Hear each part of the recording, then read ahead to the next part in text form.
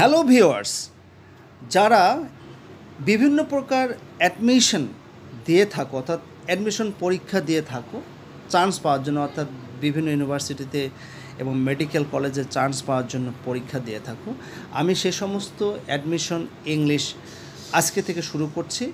আজকে থেকে পার্ট 1 আমি শুরু করছি। যেহেতু ইংরেজি যে ব্যাপারটা, যারা সরকারি চাকরি প্রত্যাশী তারাও কিন্তু এই একই রকম ইংরেজি পড়তে হবে, কারণ তাদের প্রশ্নের প্যাটার্নটা কিন্তু একই রকম। অর্থাৎ আজকে থেকে আমি যেটা করতে যাচ্ছি, অ্যাডমিশন ইংলিশ এবং জব ইংলিশ দুটোই একসাথে আমি আলোচনা করব পার্ট বাই পার্ট। তো আজকে পার্ট 1, অর্থাৎ আজকে আমি আলোচনা করব আইডেন্টিফাইং পার্টস অফ স্পিচ, অর্থাৎ একটা বাক্যের মধ্যে কোন শব্দটি, কোন ওয়ার্ডটি, কোন পার্টস অফ স্পিচ। আপনারা এখানে দেখতে পাচ্ছেন কিছু লেখা রয়েছে, আমি আপনাদের পড়ে শোনাচ্ছি। যে বাক্যে ব্যবহৃত প্রত্যেকটি শব্দকে পার্টস অফ স্পিচ বলা হয়। এটা আমরা আমাদের জীবনে অনেকবার পড়েছি, যদি বলা যায় থাউজেন্ডস অফ টাইম। সেই ক্লাস 1 থেকে শুরু করে এটা জানে যে বাক্যে ব্যবহৃত প্রত্যেকটি শব্দকে পার্টস অফ স্পিচ বলা হয়। সুতরাং বাক্যে ব্যবহার করা ছাড়া একটি শব্দ কোন পার্টস অফ স্পিচ তা বলা যাবে না। কিন্তু প্রত্যেকটা শব্দকে যদিও পার্টস অফ স্পিচ বলা হয়, কিন্তু একটা শব্দ যতক্ষণ পর্যন্ত বাক্যে ব্যবহার করা হবে না ততক্ষণ পর্যন্ত কিন্তু বলা যাবে না এটা কোন পার্টস অফ স্পিচ। অর্থাৎ এটা কি নাউন, এটা ভার্ব, এটা অ্যাডজেক্টিভ, এটা প্রিপোজিশন, মানে কোনটা এটা বলা যাবে না। যখন ওই শব্দটা বাক্যের ভিতরে ব্যবহার করা হবে তখনই শুধু আমরা বলতে পারবো যে এটা নাউন, এটা অ্যাডজেক্টিভ, এটা ভার্ব। ওকে, যেমন আমরা জানি গো একটি ভার্ব, কিন্তু এই শব্দটি বাক্যে ব্যবহার না করা পর্যন্ত এটিকে ভার্ব বলা যাবে না। অর্থাৎ আপনারা একটা গো শব্দ দেখলেন একটা বাক্যের মধ্যে, কিন্তু এর ব্যবহারটা না দেখা পর্যন্ত, মানে এটা কী হিসেবে ব্যবহার হয়েছে, এটাকে নাউন হিসেবে না অ্যাডজেক্টিভ হিসেবে না ভার্ব হিসেবে, এটা না দেখা পর্যন্ত কিন্তু বলা যাবে না যেটা ভার্ব। কারণ গো শব্দটি কখনো কখনো নাউন হিসেবে ব্যবহৃত হয়। তেমনি সেভ শব্দটি, সেভ, SAV, সেভ একটি বহুল ব্যবহৃত ভার্ব। সেভ মানে কি রক্ষা করা। সেভ একটি ভার্ব হিসেবে বহুল প্রচলিত হলেও এটি কিন্তু প্রেপোজিশন হিসেবে ব্যবহার হতে পারে। মানে এই যে সেভ, এটা কিন্তু আমরা সবাই জানি সেভ মানে ভার্ব, রক্ষা করা, কিন্তু এটা প্রেপোজিশন হিসেবেও ব্যবহার হতে পারে। সেই জন্য বলা হচ্ছে যে বাক্যে একটা শব্দ ব্যবহার না হওয়া পর্যন্ত আমরা কিন্তু বলতে পারবো না ওই শব্দটা কোন পার্টস অফ স্পিচ। সুতরাং একটি শব্দ ব্যবহার ভেদে 2 বা ততোধিক পার্টস অফ স্পিচের কাজ করতে পারে। অর্থাৎ একটা শব্দে নাউন হিসেবে কাজ করতে পারে, একটা শব্দে ভার্ব হিসেবে কাজ করতে পারে, একটা শব্দে অ্যাডভার্ব হিসেবে কাজ করতে পারে, একটা শব্দে প্রিপোজিশন হিসেবে কাজ করতে পারে। তাহলে আমরা যে দুটো শব্দ নিয়ে আলোচনা করলাম, গো এবং সেভ, আমরা আসলে দেখে আসি গো এবং সেভ এই দুটি শব্দ কোন কোন পার্টস অফ স্পিচ হিসাবে কাজ করছে।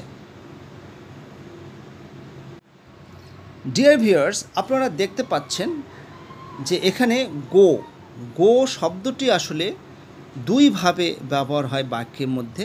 একটা হচ্ছে ভার্ব হিসাবে, একটা হচ্ছে নাউন হিসাবে। তো এটা আমরা দেখব যে ভার্ব হিসেবে কখন ব্যবহার হয়। সাবজেক্টের পরেই কিন্তু ভার্ব বসে। আমরা সে ছোট্টবেলা থেকে একটা স্ট্রাকচার শিখেছি, subject plus verb plus object. এটা কিন্তু একটা গুরুত্বপূর্ণ স্ট্রাকচার। তো সাবজেক্টের পরেই কিন্তু সাধারণত ভার্ব থাকে, তাহলে অবশ্যই এই গো ভার্বটা আমরা সাবজেক্টের পরে পাবো। আর গোটা নাউন হিসেবে কাজ করে। তা নাউনের পজিশন কিন্তু 6টা রয়েছে বাক্যের মধ্যে। অর্থাৎ বাক্যের মধ্যে 6টা অবস্থানে, 6টা পজিশনে নাউন ব্যবহার হতে পারে। তার মধ্যে 3টি পজিশন খুবই গুরুত্বপূর্ণ। একটু আগে যেটা বললাম, subject plus verb plus object, অর্থাৎ সাবজেক্ট এবং অবজেক্টের জায়গায় কিন্তু নাউন বসতে পারে। আরেকটা হচ্ছে পসেসিভের পরে নাউন বসে, যেমন হিজ, হার, মাই, ইয়োর, দেয়ার, এগুলোর পরে কি বসে, নাউন বসে। তো আমরা যখন দেখব যে সাবজেক্ট এবং অবজেক্টের অবস্থানে একটা শব্দ রয়েছে, গো রয়েছে, তাহলে আমাদের বুঝে নিতে হবে ওই গোটা হচ্ছে নাউন, ওই গোটা কিন্তু ভার্ব নয়। যদি সাবজেক্ট এবং অবজেক্টের অবস্থানে গো থাকে তাহলে বুঝতে হবে ওটা নাউন। আরেকটা হচ্ছে যদি পসেসিভের পরে গো থাকে তাহলে বুঝতে হবে এটা হচ্ছে নাউন। তাহলে আমরা এখন সরাসরি দেখে নিই গো কীভাবে ভার্ব হিসেবে ব্যবহার হয়েছে।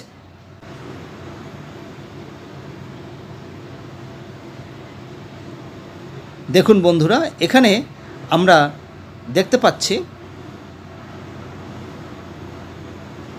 গো হচ্ছে ভার্ব, ওকে, এবং গোয়ের পাস্ট পার্টিসিপল হচ্ছে বিন।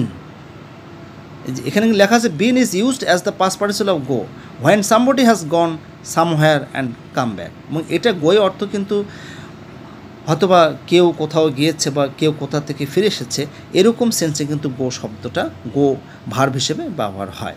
তো এটা কিন্তু ভার্ব ফর্মস গোয়ের। তো এখন আমরা দেখে নিচ্ছি, আমি কিন্তু আগে বলে দিয়েছি ভার্বের কিন্তু অবস্থান সাধারণত সাবজেক্টের পরেই কিন্তু ভার্ব ব্যবহার করা হয়। তো গো যে ভার্ব হিসেবে ব্যবহার হয় এটা আমরা খুব ইজিলি বুঝতে পারছি। আপনারা এখানে যেগুলো উদাহরণ রয়েছে সেগুলো একটু খেয়াল করেন। He goes to work by bus, অর্থাৎ এটা হচ্ছে সাবজেক্টের পরে ভার্ব ব্যবহার হয়েছে।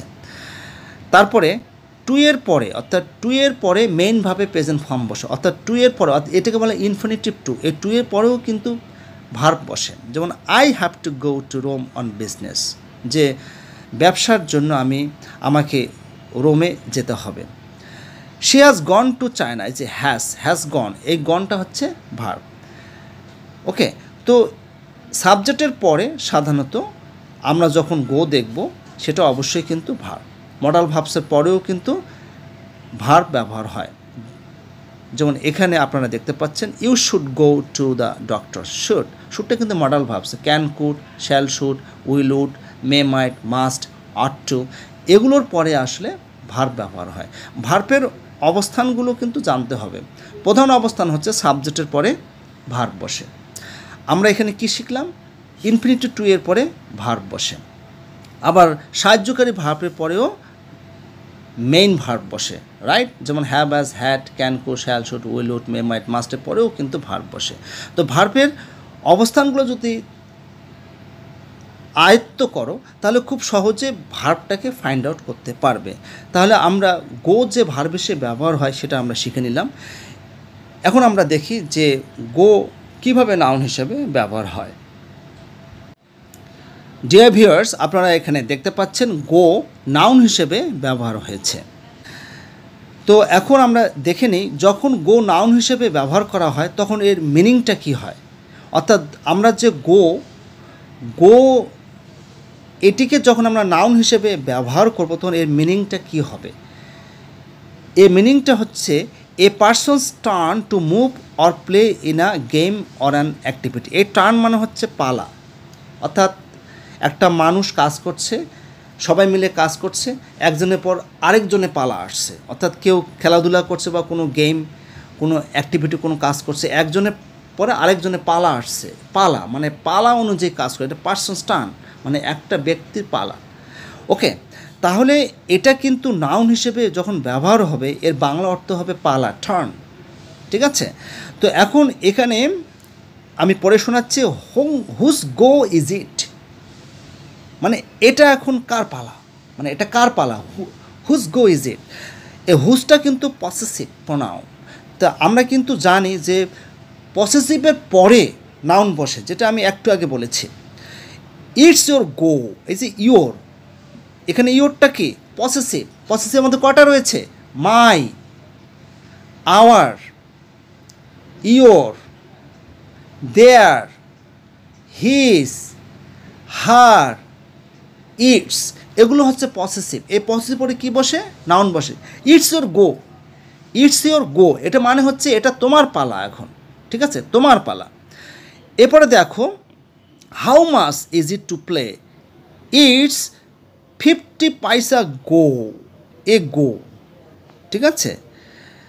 এরপরে দেখো can I have a go on your new bike, যে তোমার এই যে নতুন যে বাইক রয়েছে আমি কি একটা চালাতে পারি, মানে আমি কি এটার এখন ব্যবহার করতে পারে। এই যে এইটা গো মানে এখন আমার পালা, যে তুমি এখন এটা ইউজ করেছো, এখন আমি একটু তোমার বাইকটা ব্যবহার করি। তো গো পালা হিসাবে দ্য টার্ন, কেউ যদি কোনো কিছু কাজ করে, মুভি বা খেলাধুলা করে, তো একজনের পর আরেকজনের যখন পালা আসে, এটাকে আসলে তখন আমরা ব্যবহার করি হচ্ছে গো। 2 নাম্বারটা হচ্ছে যখন আমরা গোটাকে বাক্যের ভিতরে নাউন হিসেবে ব্যবহার করি, এর বাংলা অর্থ হবে an attempt at doing something, অর্থাৎ কোনো কিছু করার জন্য প্রচেষ্টা করা, চেষ্টা, কোনো কিছু করার চেষ্টা। অ্যাটেম্পট মানে প্রচেষ্টা বা চেষ্টা। যেমন এখানে ইট টুক 3 goes to get it right, যে আসলে 3 বার চেষ্টা করা হয়েছিল এটাকে ঠিক করার জন্য। 3 বার, ইট টুক 3 goes মানে 3 বার চেষ্টা করা হয়েছিল টু গেট ইট রাইট, এটাকে ঠিক করার জন্য। এরপরে দেখেন I doubt if he will listen to advice from me but I will give it a go. এটা মানে হচ্ছে আই উইল ট্রাই মানে আমি চেষ্টা করব, but I don't think I will succeed, কিন্তু আমার মনে হচ্ছে না যে আমি সফল হব, মানে এরকম বোঝাচ্ছে যে but I will give it a go, I will give it a go, ঠিক আছে, but I don't think I will succeed. তার মানে গো শব্দটা এখানে ব্যবহার হচ্ছে কি দিয়ে, নাউন হিসেবে, এবং এর অর্থ হচ্ছে ট্রাই, চেষ্টা, অ্যাটেম্পট, প্রচেষ্টা।